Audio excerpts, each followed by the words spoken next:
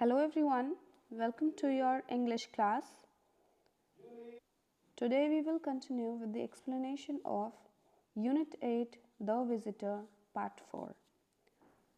So now let's take out para number 53 on page number 87. I wouldn't worry, it can't be worse than some of the others I've seen today, this one.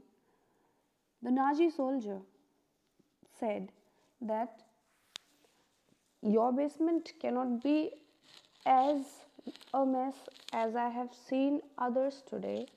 It can't be so messy as I have seen the other people's house and their basements. That's it.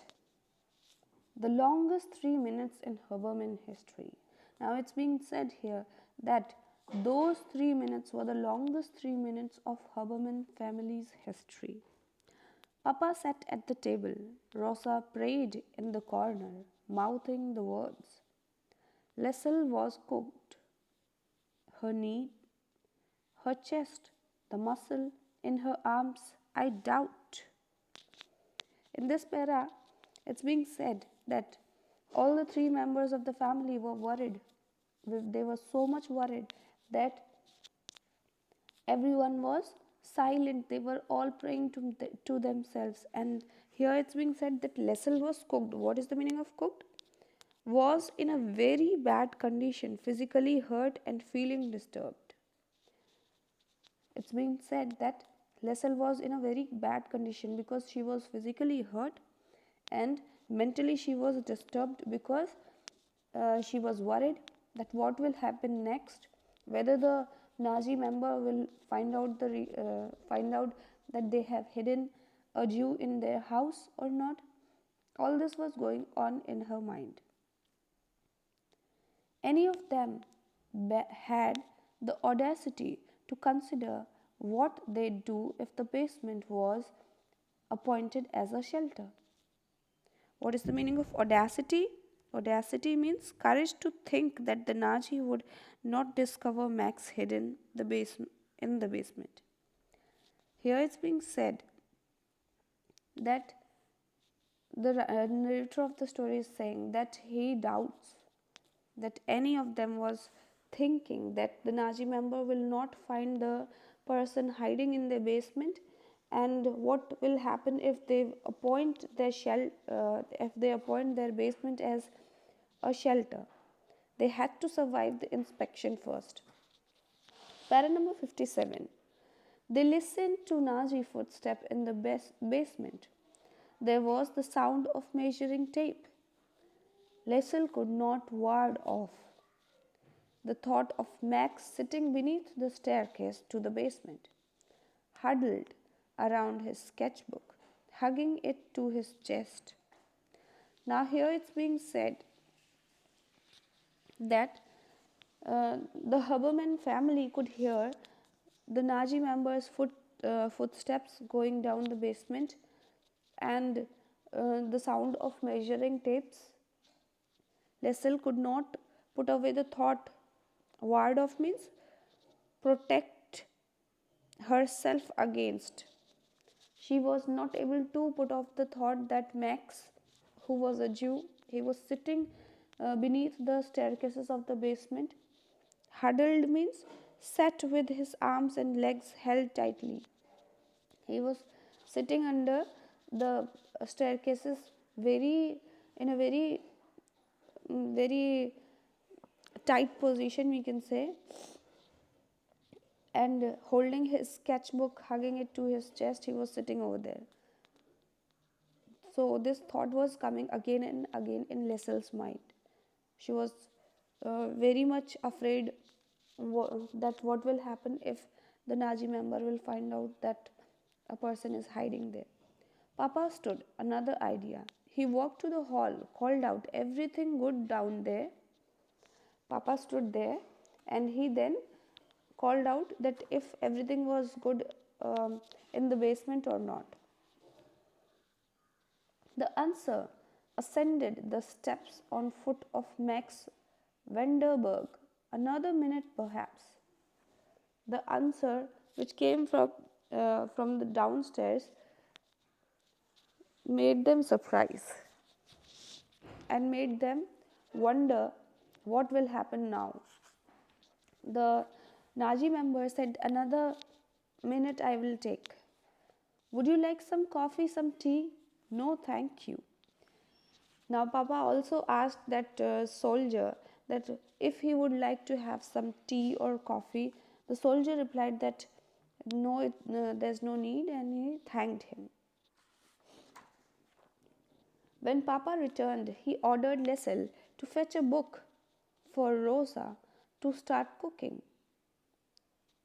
He decided the last thing they should do was sit around looking worried. "Well, come on," he said loudly. "Move it, Lessel. I don't care if your knee hurts. You have to finish that book like you said." Now, here in para number 62, it's being said that when Papa returned from that hall, he ordered Lessel to fetch a book, to bring a book. Fetch means bring. To fetch a book and for Rosa to start cooking. He decided that last thing they should do was to sit around the table looking worried. "Well, come on," he said loudly to Lessel, and he asked her to move to go and bring the book. And he also said that I don't care if your knee hurts, you have to finish the book as you told me beforehand. Lessel tried not to break. "Yes, Papa." Para number 64. "What are you waiting for?" It took great effort to wink at her, she could tell. In the corridor, she nearly collided with the party men. "In trouble with your papa, huh?" "Never mind, I'm the same with my own children." Now here, in para number 64 and para number 65, it's being said that it took a great effort for the father of the family, Lessel's papa, to wink at her and ask her to go from there. He also asked her to move quickly, and as she moved, she almost collided with the party men, and that party man uh, replied her that, "Are you in trouble with your papa?" He just asked her that now your father is saying something to you, he's ordering you to do something. He also said that never mind, uh, I am also the same with my own children, he said. Para number 66. They walked their separate ways, and when Lessel made it to her room, she closed the door and fell to her knees despite the added pain. She listened first to the judgment that the basement was too shallow, then the goodbyes, one of which was sent down the corridor. "Goodbye, maniacal football player." She remembered herself. "Auf Wiedersehen, goodbye."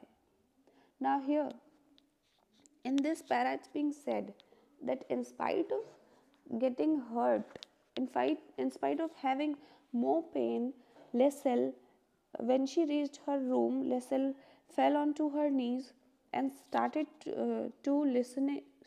listening um, to the judgment which was made in the basement. She overheard them saying that the basement was too shallow. Then they said goodbye, and they also said goodbye to the maniac football player. She remembered herself of Wiedersehen, goodbye. According to Papa, Rosa melted next to the stove the moment the party man was gone. They collected Lessel and made their way to the basement, removing the well-placed sheets and paint cans that were hiding Max Vanderberg. Now, here in para number 68, it's being said that when the party men went off, Papa and Rosa were almost melted near the stove. They collected themselves and then they went straight into the basement. They removed the sheets and paint cans which were hiding Max Vanderberg. Para number 69. Max sat beneath the steps, soaked in sweat and holding his rusty scissor like a knife. I wouldn't have used them, he quietly said. I'm. He held the rusty arms flat against his forehead. I'm so sorry I put you through that. Rosa took the scissor. You're alive, she said. We all are. Now in para number 69 and 70, it's being said that Max, who was sitting under the staircases, beneath the staircases, he was holding his old rusty scissor in his hand like a knife. He told the family members that he would have not used it, and he also said that he was sorry that due to him they are facing so much and they are having problem. Rosa took the scissor in her hand and said with joy and happiness that that's good that you are alive and we all are alive. Dear students, that's all for today. This lesson is an extract from the book Thief by Marcus Zusak. That's the end of this lesson. I hope you all find this video helpful for you. Thank you and have a good day.